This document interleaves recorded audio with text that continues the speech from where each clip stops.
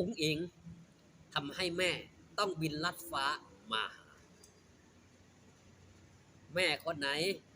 บินลัดฟ้ามาหาลาหน่อยอุ๋งอิงก่อนอื่นต้องขอกล่าวคำว่าสวัสดีครับผมสวัสดีพี่น้องปองปายมิตรหมอแคนแฟนหมอลำแฟนคลับ FC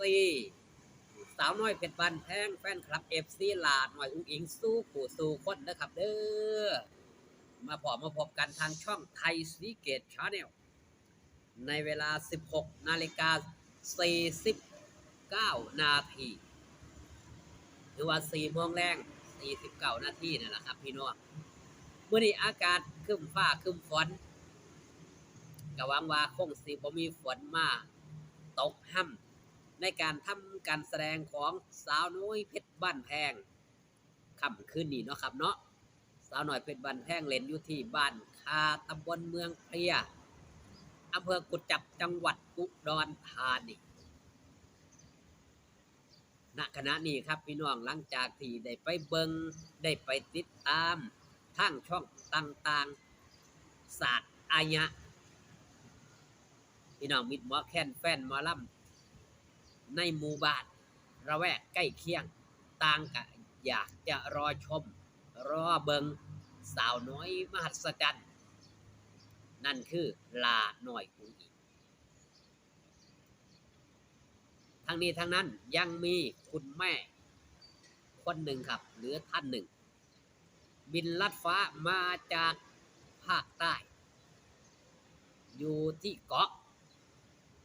แห่งท่องเที่ยวของเมืองไทยนั่นคือภูเก็ตตั้งอกตั้งใจอยากจะมาเบิงหลานหน่อยอุ๋งอิงอยากจะมาเบิงสาวน้อยเพชรบ้านแพงด้วยเหตุผลคนใดครับเพิ่นจังอยากมาเบิงหลานหน่อยอุ๋งอิงแบบโตเป็นอยากจับไม้อยากจับมืออยากจะสัมผัสไปฟังเหตุผลว่าเพิ่นฮักหลานหน่อยอุ๋งอิงติดตามหลานหน่อยอุ๋งอิงจังใดนั่นมีความรู้สึกกับหลานหน่อยอุ๋งอิงแบบนั้นไปฟังกันครับพี่น้องแม่นจ้ะแม่กำมือได้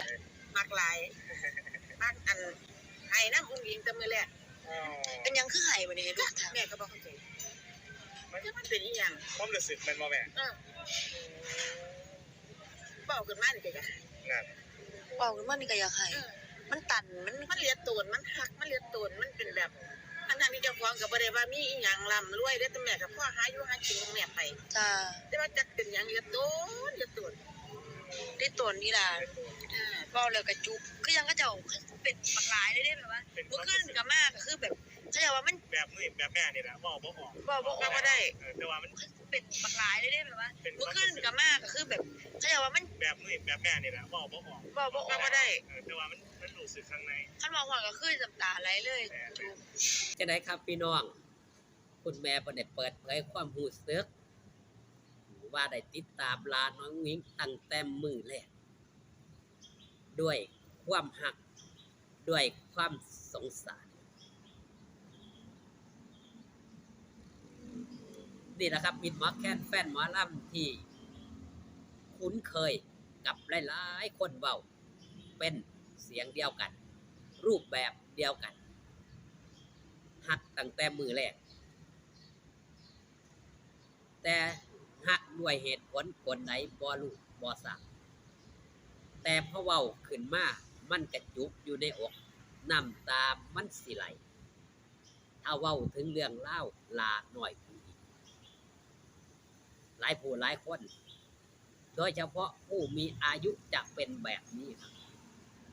เมื่อกล่าวถึงคุณงามความดีหรือว่าวิถีชีวิตของหลานน้อยหญิงตั้งแต่แรกเริ่มเดิมทีอย่างคุณแม่คนนี้ครับลงทุนบินจากภูเก็ตมาถ่ามารอตั้งแต่วันที่13เพื่ออยากจะมาเบิงหลาน้อยอยากจะมาเบิงสาวน้อยเพชรบ้านแพงด้วยหลักและเหตุผลครับหักแพงบ่ว่าหลาน้อยอุ๋งอิงบ่ว่าทั้งทีมงานสู้ขู่สู้คนเพิ่นหักแพงเพิ่นเบิ่งแล้วมีความสุขเห็นองค์กรเห็ เห็นหลายๆผู้หลายๆคนมีความหักมีความแพงกันเพิ่นก็เลยอยากจะมาสนับสนุนแต่ด้วยความหักด้วยความแพงไหนๆสาวน้อยเพชรบ้านแพงกะมาเล่นอยู่บ้านเพิ่นแล้วตัดสินใจบินมาครับอยากจะมาสัมผัสตัวเป็นๆตัวจริงๆของหลาน้อยอุ้งอิงพร้อมทีมงานชาวคณะหมู่บ้านน้อยๆครับแต่มีความสมัครสมานสามัคคีกันมีหมอลำใหญ่ใดหมู่บ้านใหญ่ๆยังบ่กล้าจัด